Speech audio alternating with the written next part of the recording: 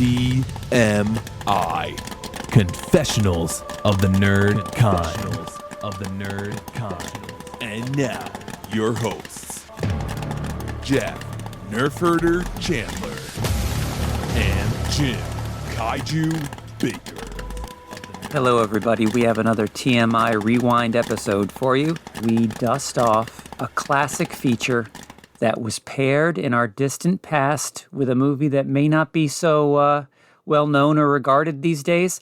In this case, we are presenting to you Evil Dead 2, freeing it from its main feature at the time, which was the zombie flick Cargo. So this is a presentation of Evil Dead 2 all on its own. If you want to go back and check out the whole Cargo episode, that is episode 23. But in the meantime, here comes Jeff, Mike, and myself talking Evil Dead 2. Now, Jeff, this isn't your first rodeo, I assume, with Evil Dead 2. No, I've seen this numerous times. Yes, but Mike has not seen this before. I am so curious as to what he thought, a first-time viewer of Evil Dead 2. I mean, I'm conflicted on this one.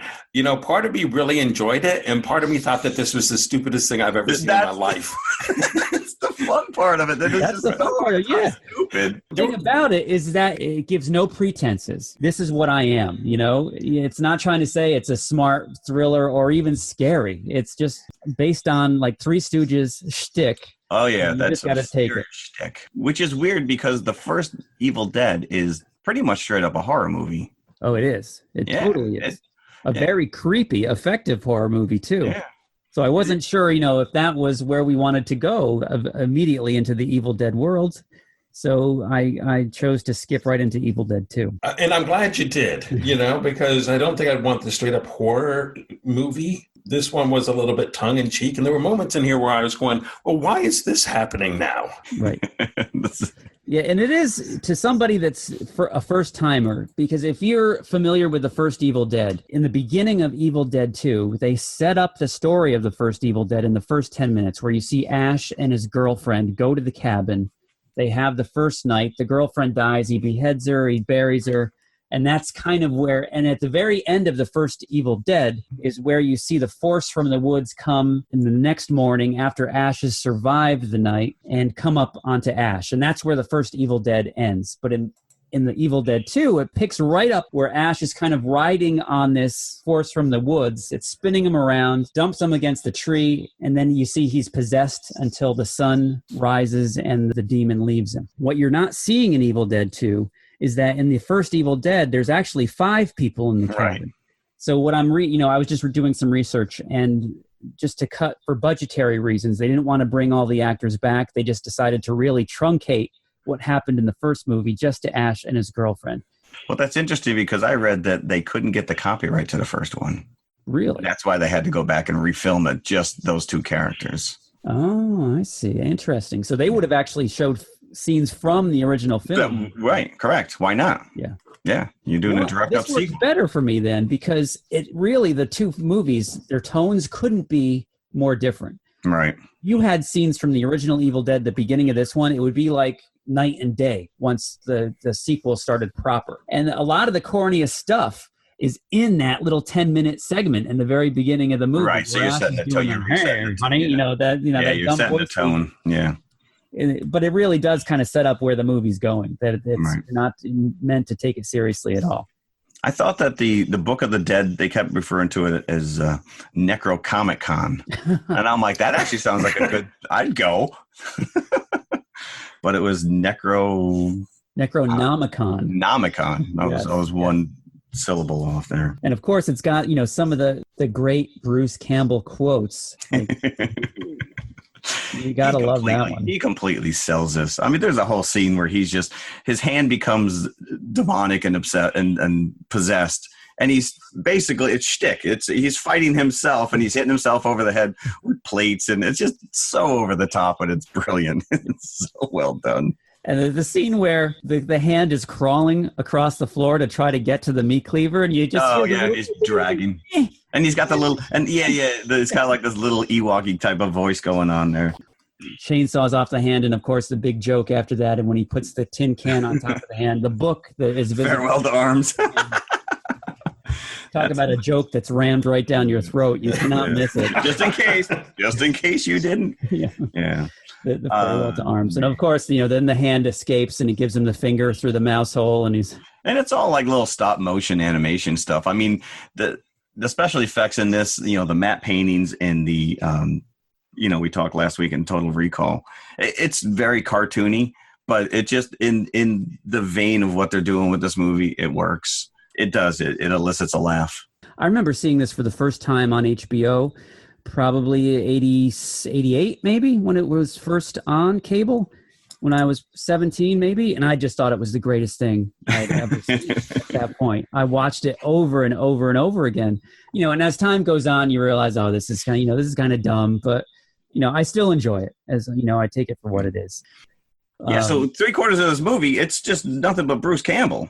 Once he kills his girlfriend, like it's just him fighting himself. And then you have this little subplot of the other characters back, and she's got pages. Bruce Campbell tries to escape at one point before the other characters come in because it's still daylight. He goes to the bridge that they had crossed over, and it's completely destroyed, which is totally, obviously, a map painting. Right. Oh, very cool. Or a little miniature, yeah. The blue screen work, the whole scene with the sun going down where it's huge behind Bruce. Oh, I know, right? There's like sort of a grain to the film as that's happening. I just love those little cheesy throwaway effects that just seem so effective. Well, I'll tell you. So that demonic point of view, when the camera's racing through the woods, I mean, that's scary. I mean, that's super effective. You got this whooshing sound, and you got the characters. They cut back to the characters, and it's complete and utter silence. Standing outside the cabin or whatever. But then when they cut to this point of view of the demon, and it's speeder bikes through Return of the Jedi. It's like you're racing in and out of tree lines, zooming toward your hero, and it's very effective. I mean, they do that numerous times through the cabin, through the windows. That's scary stuff. I mean, even, say what you will about the goofy over the top, animation of some of this. The gore is just, I mean, you can't just have one blood splatter. It's like an entire ocean pouring through the walls. But that point of view is very effective. Yeah. So on first viewing, did you guys ever find this to be scary? The first one I found to be Evil Dead itself. I saw it in the movie theater in college and was absolutely horrified by it. It was scary. Yeah, but not this one, I don't think so. I never found this movie scary. Evil Dead. It's gory. It's cartoon violence. It's itchy and scratchy. You take Tom and Jerry to the next level, and it's just disarmed guts. Yeah, the first one. Yeah, I've watched the first Evil Dead many times, and I've always been apprehensive pressing play and watching it. It scares me every time. I mean, there's that scene where the eyeball pops out of the hag in the basement, and it flies into the girl's mouth. I was looking at the special features, and that was a total rip right from a Three Stooges episode where really? They're flicking the grapes and like it goes into a Three Stooges episode. I mean, I expect when he's fighting himself, I expect him to go into the curly shuffle there on the floor. Whoop, whoop, I think in Army of Darkness, like there's a like a Three Stooges poke your eye out. There is, yes, correct, yeah, straight up, yep. So I did read that throughout this movie, there's different color blood. Like sometimes you kill a demon and it's green or maybe it's blue. They were doing their best to keep the X rating out of the picture, but it didn't work. This thing was released unrated. And do you know that Stephen King actually had a lot to do with getting this movie made? No. Yes. I read that myself. Yeah. Our friend Dino De Laurentiis ponied up the money. Dino, sell me the movie. Yeah, exactly. He was such a big fan of the Stephen King was a fan of the original, and I guess Sam Raimi went off and made another movie. It bombed, and so he said, "Screw it, I'm going to go back to the movie that made me some money." And Dino was interested in Sam Raimi and asked him to direct an adaptation of Stephen King's Thinner, which Sam Raimi turned down. But he was trying to get money for Evil Dead 2, and he couldn't. And then Stephen King got wind and asked Dino to finance it, and he did. So yeah, at the very beginning, it's the Rosebud Productions. That's a fake company. Yeah, I've never seen that. No, they created it. Dino De Laurentiis created it specifically to get around the X rating. He was not allowed to release an X-rated movie, so they created a fake company. That's pretty funny. And part of the reason that he took this on is because the original Evil Dead was a big hit in Italy. Oh, So okay. he took note of that, and that's part of the reason why he agreed to finance Evil Dead 2. Interesting. I did read that that Buick is in every one of the Sam Raimi movies. The car. It was an Oldsmobile, wasn't it? Oh, Oldsmobile. All right, So fine. even Spider-Man? Yeah, that's Uncle Ben's car. Yeah. That's Uncle Ben's car. So How I know crazy that is Bruce that? is in every one of Sam Raimi's movies. Well, we know he's in, right, but yeah. You know, in Spider-Man, famously as the wrestling ring announcer. And then in Spider-Man 3, he was the bouncer. Yes. They wouldn't let him into he was the Into bellhop. Mary or whatever you Jane's want to call it. play. Yeah, Mary Jane's play. Yeah. So, you know, did you guys ever see Dale and Tucker versus Evil? No. Highly recommended. Please search it out. Watch this movie. It takes every one of these stupid teenagers in the woods, hillbilly tropes, and just turns it on its head. Alan Tudyk is in it. Genius. I couldn't stop thinking about this while I'm watching this because it sends up all these type of stupid white kids in the woods with a demonic cabin. And Is this a show or is this? no, it's a movie. It's a movie. It's a movie. From what era? What year? It came out. I'm going to say it might be 10 years. Highly. We'll look recommend. it up. Everybody out there, look it up as well. Yes, maybe I'll actually make it one of my choices one day. And And what was it also- called? Dale and Tucker versus Evil? Yeah, or Tucker and Dale versus Evil. Tucker It's and Dale either versus or. Evil. Highly recommended. So yeah, these characters show up and they're just, you know, like you said, Hillbilly Jake is just a you know, at one point he forces them to go out and find a girl who ran into the woods. Oh, Right. Bobby And then Joe. you see him in extreme close-up repeatedly. Bobby, no! I read that the only reason he got the part was he's able to take his tooth out, so he looked more like a hillbilly. Imagine I that. thought to myself that he had very unfortunate teeth. Yes. Well, that always drives me nuts when you're watching a movie. And again, even Cargo, they're in the Australian outback and they all have perfect teeth. It's like, come on. Even Austin Powers, by the second movie, his teeth were perfect. I guess maybe, whatever. Something you got to let go when you're watching a movie. Yeah, you get stuck in on some of these things. I did enjoy the ending, though, which was unexpected, which was when he's transported to, you know, medieval England. You know, But even once, Now, Mike, I thought of this. I thought of you when I was watching this. When you saw the page in the middle of the movie from the Book of the Dead, which shows Ash in Yes. medieval times, did you realize that was Ash in the photo? I did not. he had a I did chainsaw not in his either when I hand. first saw the movie. I'm going to say probably not. Yeah, we probably weren't paying attention. But when you watch it again, you think it's obvious. Well, It's so obvious because it's on his hand. the only page that's in color, too. All the rest I was did like not written in realize blood. that. When I saw that ending originally, that's when I just thought this was a work of genius. It's in my mind. They brought it right from this schlocky comedy horror right into like another genre completely at the end. Yeah, and he's just like, no. Yeah. Like, I just survived this one. Yeah, But it's yeah, all once he- redeemed the movie. Once he goes MacGyver and he just, you know, retrofits the chainsaw onto his wrist and he cuts the shotgun in half. That for me is when it just, you know, kicks in. Yes. And when he's got his girlfriend's head in the vice in the tool. Oh, the scene when he's talking to himself in the mirror.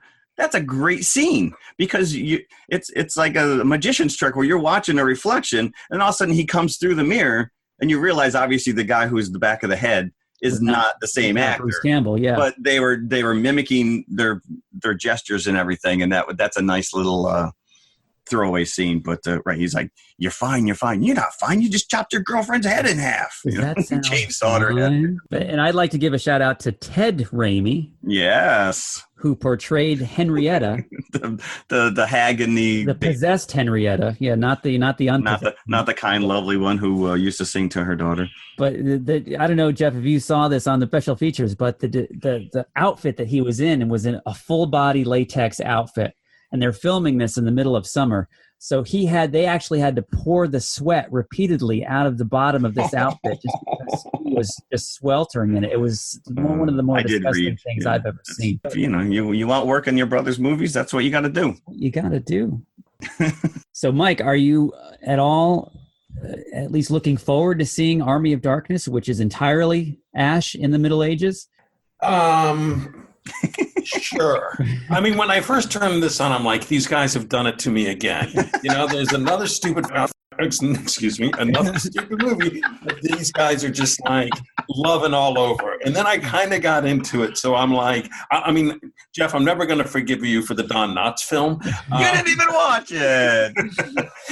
But yeah, I'm ready for another one. Okay. Nice. Eventually, we'll do. Well, he went all Dead. Mad Max on us by the end too. The white streak in his hair, the whole bit. Yeah. You actually see the white go into his hair. But yeah, Army of Darkness is like a big budget version of this, but in the Middle Ages. It's got cinematic values to it, rather when this one is obviously still on a shoestring. Evil Dead even more so, the original Evil Dead.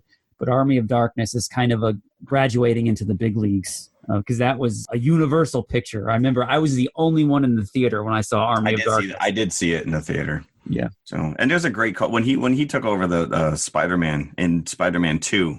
There's a scene where they're trying to remove Dr. Octopus's arms, and that is straight up like out of his playbook for some of this. I mean, that's horror. I had a little kid in my theater, and he's sitting behind me going, Dad, I don't like this, Dad. And the dad's like, shut up. I'm like, take the kid out of them. You just traumatize your child. Yeah, the scene when the arms come alive and they are impaling all the doctors. Yeah. That's straight up Sam Raimi. It totally is. Yeah, people doing stupid stuff in the woods, but you know what? This is just, it's, and I read somewhere that he's squeamish around blood, so I find it hysterical that these movies are just so filled with, I mean, cartoon gore. Arms flying, heads flying. I've got a fun fact for you from the making of this movie. When Sam Raimi was making this, he was still very much a penniless, low-budget filmmaker, because the first Evil Dead, while a success, I don't think he saw a lot of money from that. And then his second movie, Crime Wave, was not a hit whatsoever, even a cult hit. So Evil Dead 2 was kind of his last gasp to be successful. And while he was either writing this, and I think while they were writing it, that Raimi and Scott Spiegel, his writing partner, were sharing a house with the Coen brothers, who were also not as well known back then. And some of their house guests at the time were Frances McDormand, Kathy Bates, and Holly Hunter. The character of Bobby Joe is based on Holly Hunter. So yeah, he tried to get her hired, and they said they wanted someone sexier. I don't necessarily think that they achieved that. So it might have worked for Holly. And there's multiple references going on here in terms of movie posters. I don't know if you guys noticed, but there's a Hills Have Eyes movie poster. That's actually not in this movie, so you wouldn't have noticed it. But it's in the original Evil Dead. In the basement of the cabin, there's like a ripped Hills Have Eyes poster that's up on the wall. Which is another creepy-ass movie. And in the Hills Have Eyes, there's a ripped poster of Jaws. And that inspired Raimi. Not only did they like the Hills Have Eyes, but that Jaws shot in the Hills Have Eyes, that inspired them to put the poster for the Hills Have Eyes in the Evil Dead.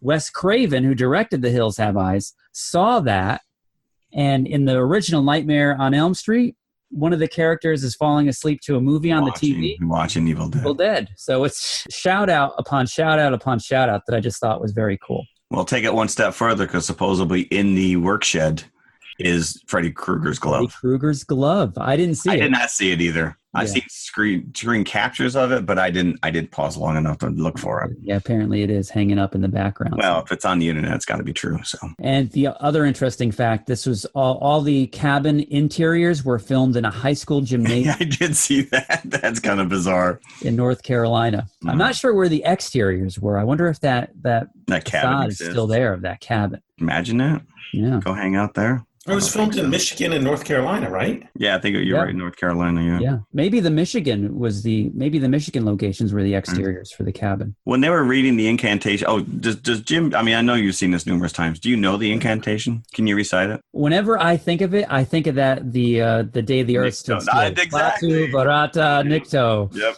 I think Klaatu is in there, isn't it? There is something very similar. I didn't know if you knew it off the top of your nerdy head. I don't. I don't think I would dare say it if I did. I would turn off my mic right now. I would leave the country. But yeah, when they were like, if we just read this, it'll manifest itself into a physical form. And I'm like, Stay Puft Marshmallow Man? Are we going to get the Stay Puft Marshmallow Man? He was pretty, and that whole demon at the end, a big giant demon with the head through the door and the hand, it was like a tree creature kind of. That was pretty well done. That was, yeah. That was nice. You did see the budget of this right up on screen. Yeah, no.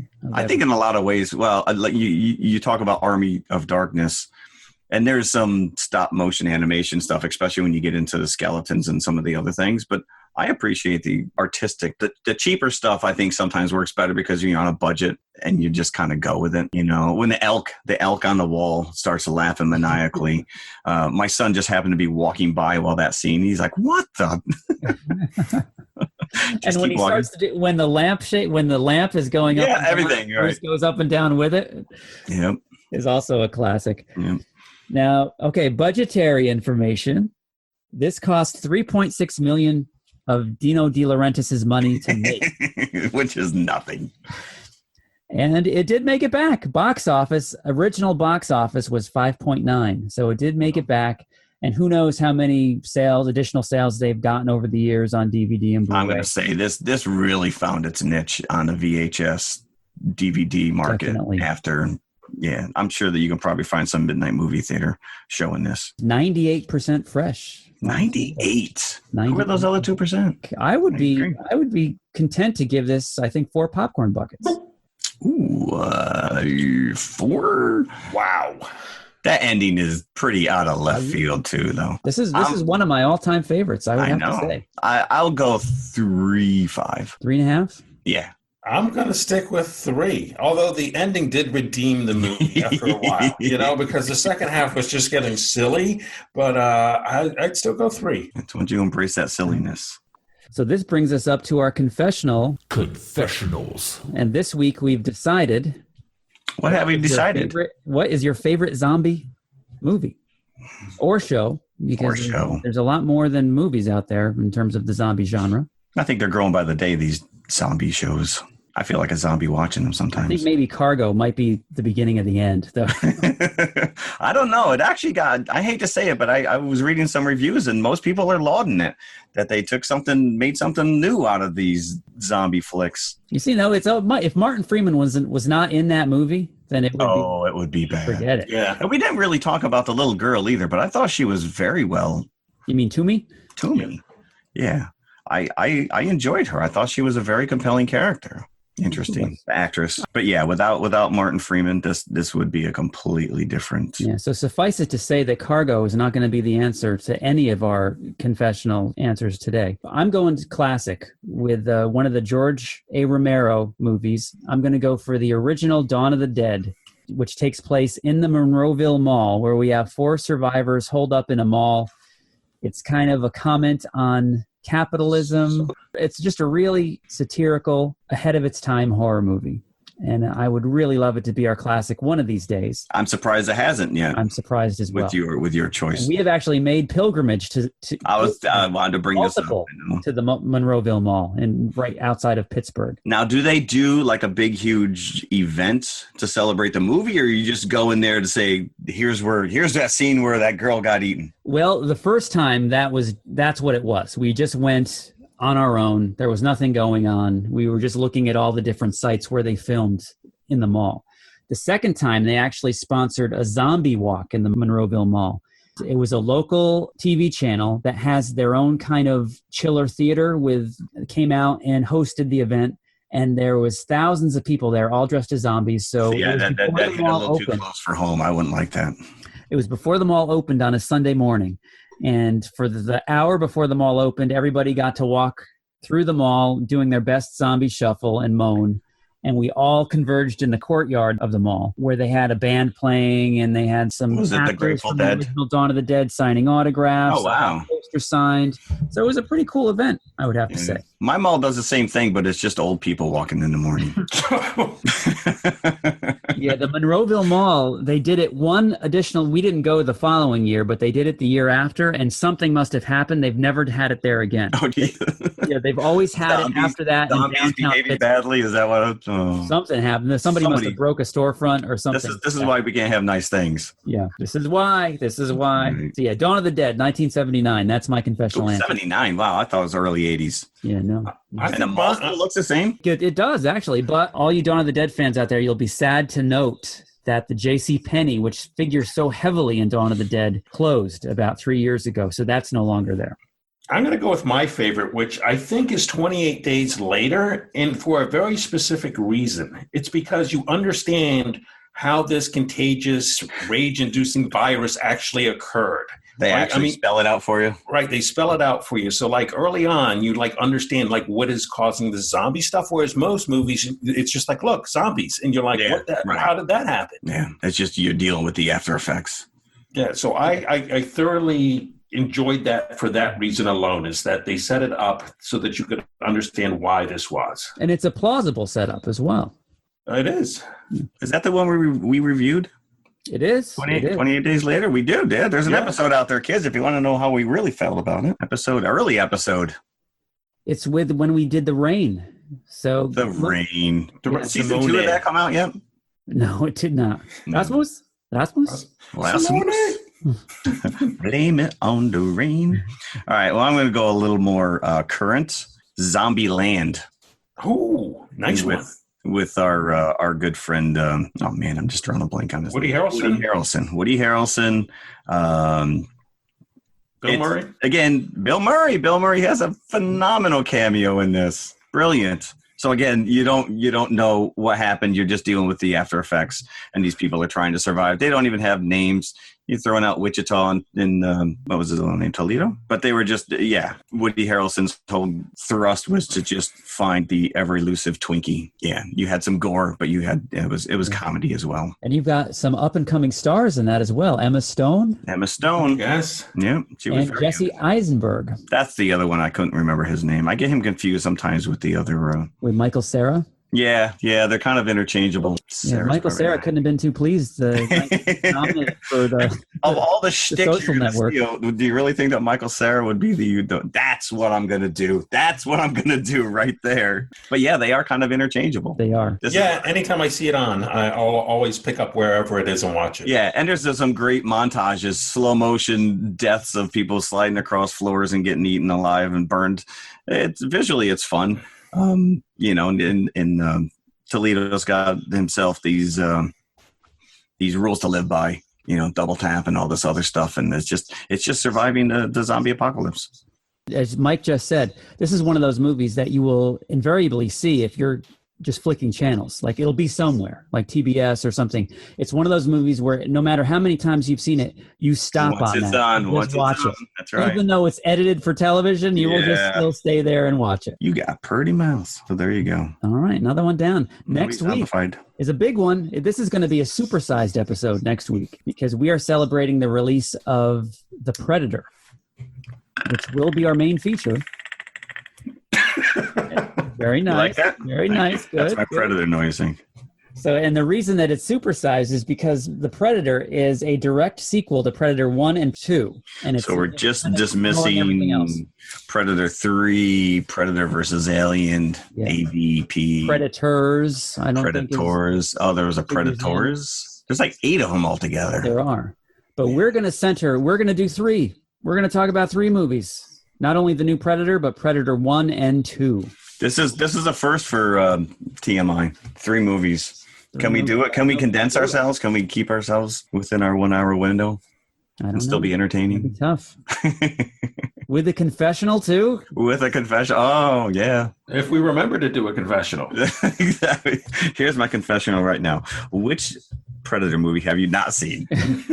So Jeff, I guess we're going back to the theater, huh? And that first Predator, we'll get into it next week. I absolutely love that movie. So it's all Predator all the time. Next week on TMI. Move. Looking forward to it. Come back. Sounds great. That's it. We're out. Oh, goodbye.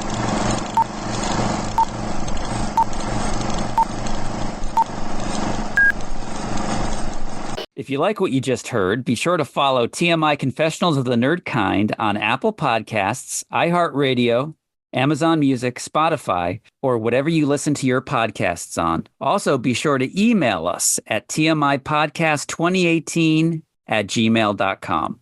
You can also follow us on all of our socials. We're on Instagram, X, Facebook, Threads.